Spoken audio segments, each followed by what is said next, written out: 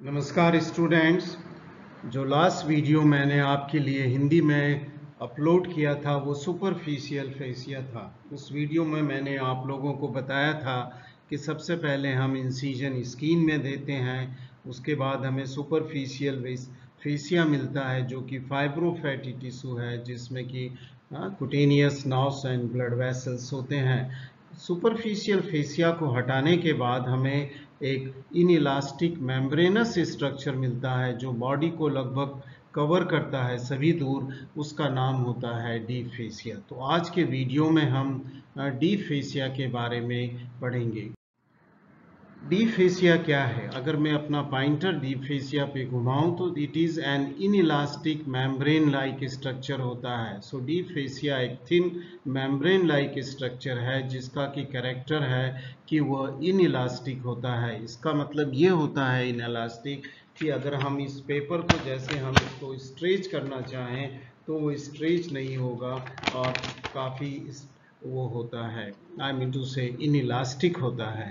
And ये जो membrane है जो कि सुपरफिशियल फेसिया की ये नीचे जहाँ पॉइंटर गुम हो रहा है लाइट ब्लू कलर से बताई हुई है, ये है डीप फेसिया। ओके, ये एक मेम्ब्रेन है जो कि बॉडी में स्पेशली लिम्स के अंदर बैंडेज की तरह टाइटली कवर किए होता है डीपर स्ट्रक्चर को। डीपर स्ट्रक्चर कौन कौन से हैं जिनको कि ये डीप फेसिया कवर करता है? स्पेशली लिम्स के अंदर ये अंदर की सारी मसल्स को कवर करता है, ब्लड वेसल्स को कवर करता है, बोन्स और जॉइंट को कवर करता है।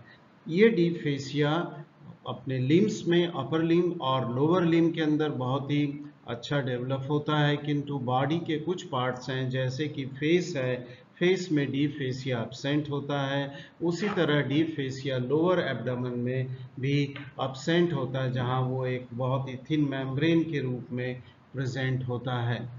पर डीप फेसिया सिर्फ अपर लिम और लोअर लिम में ही काफ़ी स्ट्रांग नहीं होता, वो नेक के अंदर भी काफ़ी स्ट्रांग होता है जहाँ पर कि वो 3 लेयर्स में प्रेजेंट होता है। General investing layer of deep fascia, pre tracheal fascia and pre vertebral fascia. तो इस जनरल इंट्रोडक्शन के बाद डीप फेसिया पे हम उसके मॉडिफिकेशन पे आते हैं। हर जगह ये डीप फेसिया एक जैसा नहीं होता है, कुछ कुछ विशिष्ट स्थानों पर ये थोड़ा सा हार्ड हो जाता है और कई स्ट्रक्चर्स बनाता है। उसी तरह ये कई लेयर्स भी भेज सकता है डीपर स्ट्रक्चर्स के अंदर। तो हम देखते हैं कि डीप फेसिया के क्या क्या मॉडिफिकेशंस होते हैं। मॉडिफिकेशंस इनको कहते हैं। Excuse me. पहला मॉडिफिकेशन जो हम देखेंगे वो है इंटरमस्कुलर सेप्टा। दूसरा मॉडिफिकेशन है retinaculum and fibrous flexor seal. तीसरा मॉडिफिकेशन हम देखेंगे या पढ़ेंगे उसको हम कहते हैं एपेन्यूरोसिस। और चौथा है लिगामेंट जो कि जॉइंट्स के अंदर होते हैं। और अंतिम डीप फेसिया का जो मॉडिफिकेशन है जिसे हम पढ़ेंगे उसका नाम है वह मस्कुलो वीनस पंप। अब मैं नेक्स्ट स्लाइड पे चल रहा हूँ। इस स्लाइड में हम इंटरमस्कुलर सेप्टा जो कि डीप फेसिया का एक मॉडिफिकेशन है उसके बारे में देखेंगे।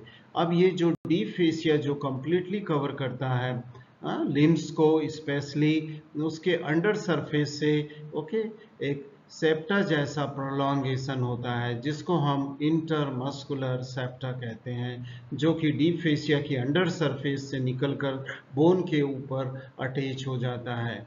इन इंटरमस्कुलर सेप्टा के कारण जो भी लिम्स की मसल्स हैं वो कई ग्रुप्स में विभाजित हो सकती हैं। जैसे कि यहाँ पर बोन के सामने वाला जो है अपर लिम से अगर इसको समझें, ये ह्यूमरस बोन हुई जो कि आर्म की बोन है। और इस आर्म की बोन के अंदर ये जो है इंटरमस्कुलर सेप्टम है जो कि बोन्स को कनेक्ट कर रहे हैं under surface of deep fascia से।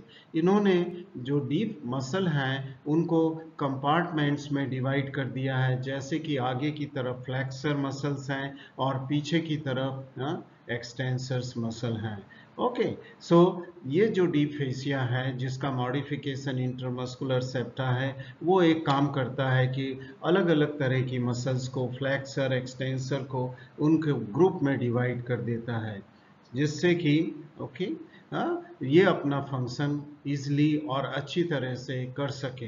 हम जरूरी नहीं कि वहाँ पर फ्लेक्सर और एक्सटेंसर ग्रुप भी हो, कई जगह हमें एबडक्टर और एडक्टर ग्रुप मिलेंगे, जैसे कि हम लोअर लिम्ब में थाई के अंदर जाएंगे, वहाँ दूसरे ग्रुप्स भी इंटरमस्कुलर सेप्टा से डिवाइडेड होते हैं। सो ये जो इंटरमस्कुलर सेप्टा है इसने लिम्ब को कंपार्टमेंट में विभाजित कर दिया है और उसमें अलग अलग तरह की मसल्स होती हैं जो कि सिमिलर फंक्शन, जैसे कि फ्लेक्शन का एक ग्रुप होगा और पीछे की तरफ एक्सटेंसर मसल्स मिलेंगी। तो ये एक डीप फेसिया का इंटरमस्कुलर सेप्टा का मॉडिफिकेशन हुआ। वो दूसरा काम ये करेगा कि इसमें से इसकी अंडर सरफेस से या इसकी सरफेसेस से मसल का ओरिजिन भी हो सकता है। अब हम दूसरे मॉडिफिकेशन पे आते हैं जिसका नाम है रेटिनाकुलम। रेटिनाकुलम भी डीप फेसिया का स्पेशलाइज्ड थिकनिंग है, जहां पर कि टेंडन्स जॉइंट के सामने से पास हो रहे हैं या जॉइंट के पीछे से पास हो रहे हैं, वहां पर जो डीप फेसिया है वो स्पेशली थिकन होके एक रिटेंशन बैंड नाम का स्ट्रक्चर बना लेता है। जैसे कि यहाँ पर आप देख रहे हैं फोर आर्म और हैंड के बीच में एक रिटेंशन बैंड बन गया है जो कि डीप फेसिया का थिकनिंग है। अगर हम इसका क्रॉस सेक्शन देखें तो ये जो blue colour, navy blue colour में दिख रहा है, ये रिटेंशन बैंड या रेटिनाकुलम है जो कि बोन्स को दोनों साइड से कनेक्टेड है और उसके डीप में तमाम तरह के टेंडन्स पास हो रहे हैं। इसका फायदा ये होता है कि ये जो भी टेंडन जॉइंट्स के सामने से पास होते हैं उनको रिटेन करके रखता है। नहीं तो क्या होगा कि जब कॉन्ट्रैक्शन होगा तब ये जो टेंडन्स हैं वो गो आउट हो जाएंगे, बाहर की तरफ निकल आएंगे स्किन के नीचे। उनको जॉइंट के साथ चिपकाए रखने के लिए ये स्पेशल थिकनिंग है डीप फेसिया की, जिसे हम रेटिनाकुलम बोलते हैं। उसी तरह की डीप थिकनिंग फिंगर के सामने होगी, जहां पर डीप फेसिया स्पेशल थिक हो जाएगा और इस थिकनिंग को जो कि फिंगर्स के सामने होती हैं उन्हें हम फाइब्रस फ्लेक्सर सीथ बोलते हैं, क्योंकि ये फ्लेक्सर सरफेस पे या एंटीरियर सरफेस पे ही होती हैं, इसलिए हम इसे फाइब्रस फ्लेक्सर। और उनके डीप में जो भी फ्लेक्सर टेंडन्स हैं फिंगर पे जा रहे हैं उन्हें ये रिटेन करके फिंगर के साथ चिपका के रखता है, इसलिए डीप फेसिया जो फिंगर के सामने थिकनिंग होती है उसे हम फाइब्रस फ्लेक्सर सीथ बोलते हैं। उसी तरह फुट के अंदर टोस के ऊपर भी ये फाइब्रस फ्लेक्सर सीथ मिलती हैं। अब आपको ये रेटिनाकुलम और फाइब्रस फ्लेक्सर सीथ क्या होते हैं और उनका क्या पर्पस है ये समझ में आ गया होगा। अब हम तीसरे रेटिनाकुलम यहाँ पर देख लें। कुछ और डायग्राम्स हैं, जैसे ये एक रेटिनाकुलम एंकल के पीछे है जो कि फ्लेक्सर रेटिनाकुलम है। कुछ रेटिनाकुलम यहाँ एंकल के आगे की तरफ दिख रहे हैं, इन्हें हम एक्सटेंसर रेटिनाकुलम बोलते हैं। उसी तरह अपर लिम्ब में रिस्ट जॉइंट के पीछे जो एक रिटेंशन बैंड दिख रहा है, ये भी डीप फेसिया का मॉडिफिकेशन है और उसे हम एक्सटेंसर रेटिनाकुलम बोलते हैं। इसी तरह इस डायग्राम में फाइब्रस फ्लेक्सर सीथ जो कि डीप फेसिया के मॉडिफिकेशन से वो दिख रहे हैं। अब हम तीसरे मॉडिफिकेशन डीप फेसिया के आते हैं जिसका नाम है एपेनेरोसिस। ये एपेनेरोसिस पाम में हो सकता है, जिसे पामर एपेनेरोसिस बोलते हैं। यहाँ डीप फेसिया इस ट्राइंगुलर स्ट्रक्चर के रूप में थिकंड हो गया है, क्योंकि वो प्रोटेक्ट कर रहा है।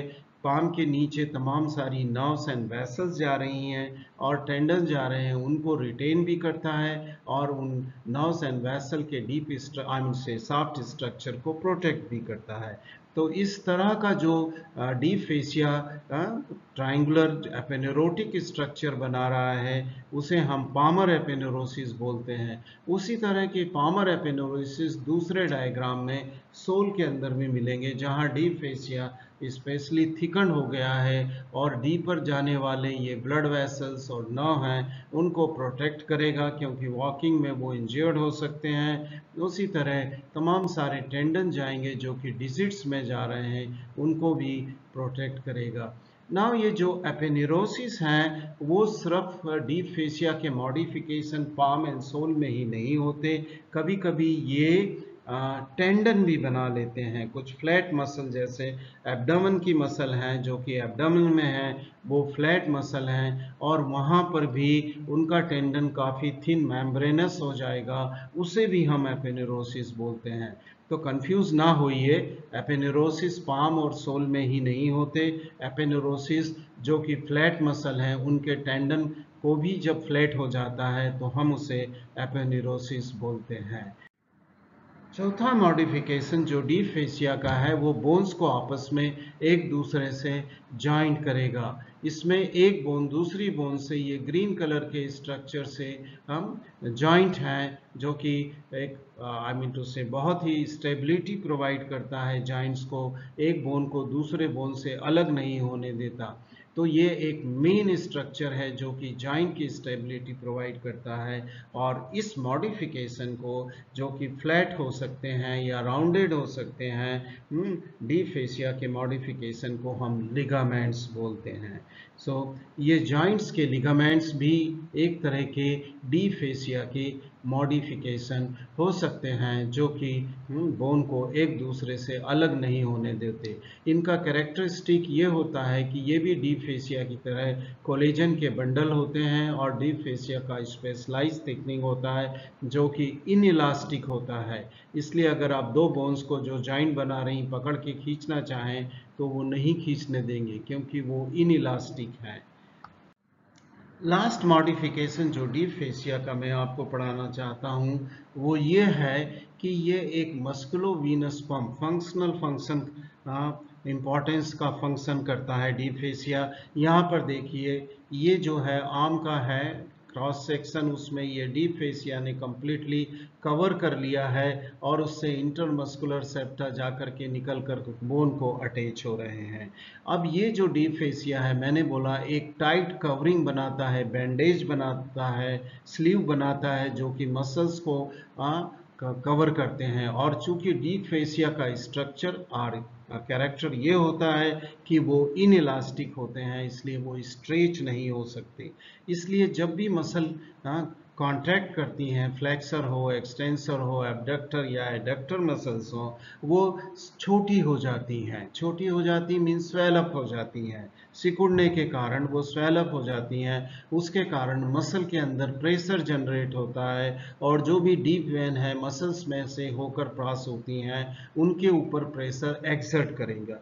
अब इस लॉन्गिट्यूडिनल सेक्शन में डीप वेन्स को देखें जो मसल के अंदर प्रेजेंट है, ये कंप्रेस हो जाएंगी वेन, और चूंकि वेन्स के अंदर वेल्स होते हैं इसलिए जब कंप्रेशन होता है तो यूनिडायरेक्शनल ब्लड का वीनस ड्रेनेज होता है और ये वेन जब कॉन्ट्रैक्शन रिलैक्स होगा तब वापस ब्लड वापस नहीं जाएगा वेन में, क्योंकि वेल से वो रुक जाता है। इसलिए जब जब मसल कॉन्ट्रैक्शन होता है तब तक वीनस रिटर्न में हेल्प करता है, क्योंकि उस वक्त वेन के अंदर जो ब्लड है वो ऊपर की तरफ एंटी ग्रेविटी डायरेक्शन में जाएगा, जिससे कि वो हार्ट तक पहुंच जाएगा। इस तरह ये जो डीप फेसिया है वो बहुत इंपॉर्टेंट फैक्टर है वीनस रिटर्न में, क्योंकि वो इनइलास्टिक है, बाहर की तरफ स्ट्रेच नहीं हो सकता और मसल में जो कंप्रेशन के कारण प्रेशर जनरेट हुआ है वो अंदर ही सीमित रहता है। उसके कारण वेन के अंदर